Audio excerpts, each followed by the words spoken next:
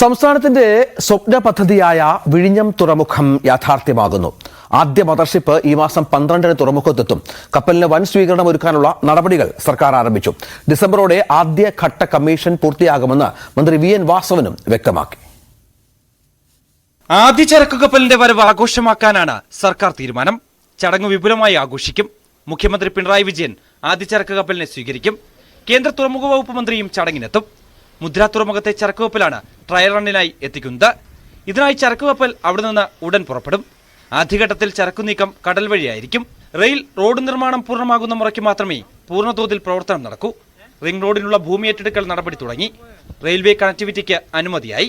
ഈ വർഷം അവസാനം ആദ്യഘട്ട കമ്മീഷൻ പൂർത്തിയാക്കാനാകുമെന്നാണ് പ്രതീക്ഷ.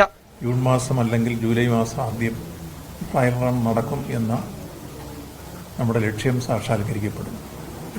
തുടർന്ന് ഈ വർഷം തന്നെ നമ്മുടെ പോർട്ട് കമ്മീഷൻ ചെയ്യാൻ കഴിയും. നമുക്ക് എത്തിച്ചേരുന്ന ഷിപ്പിൽ നിന്ന് ഏതാണ്ട് 1500ഓളം കണ്ടെയ്നറാണ് വരുന്നത്. ഇവിടെ ഇറക്കാൻ തക്ക രൂപത്തിൽ നമ്മുടെ പോർട്ട് സജ്ജമായി. അതിനാവശ്യമായ ക്രെയിൻ 32 എണ്ണമായിരുന്നു ചൈനയിൽ നിന്ന് വരേണ്ടത്. 31 ക്രെയിനും എത്തിച്ചേർന്നിരിക്കും. നമുക്ക് ആവശ്യമായ പശ്ചാത്തല സൗകര്യം എന്ന രൂപത്തിൽ കണ്ടെയ്നർ ബെർത്ത് 800 മീറ്റർ തീർന്നിട്ടുണ്ട്.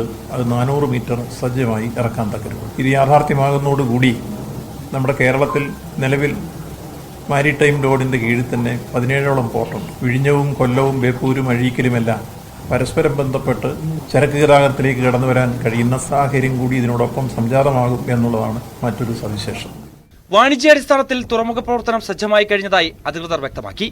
കണ്ടെയ്നറുകളുടെ നീക്കത്തിനായി 32 ക്രെയിനുകൾ വിഴിഞ്ഞം തുറമുഖത്ത് എത്തിക്കഴിഞ്ഞു. രാജ്യാന്തര കപ്പൽ പാതയ്ക്ക് തൊട്ടടുത്തതാണെന്നത് വിഴിഞ്ഞത്തിന്റെ ആകർഷണമാകും. മാത്രമല്ല 24 മീറ്റർ സ്വാഭാവിക ആഴമുണ്ടെന്നതും 800 മീറ്റർ ബെർത്താണ് സജ്ജമാക്കുന്നതെന്നതും പ്രത്യേകതയാണ്. കാത്തിരിപ്പിന് അങ്ങനെ വിരാമമാവുകയാണ്. കേരളത്തിന്റെ സ്വപ്ന പദ്ധതി യാഥാർത്ഥ്യമാവുകയാണ്. ഈ മാസം 12-ന് തന്നെ ട്രയൽ റണ്ണ് നടക്കും. തുറമുഖം ഈ വർഷം തന്നെ കമ്മീഷൻ ചെയ്ത് നൽകാനാകുമെന്ന് തന്നെയാണ് അധികൃതർ പ്രതീക്ഷിക്കുന്നത്. ക്യാമറമാൻ ഹരികൃഷ്ണനൊപ്പം MG മിഥുൻ, ന്യൂസ് 18 തിരുവനന്തപുരം.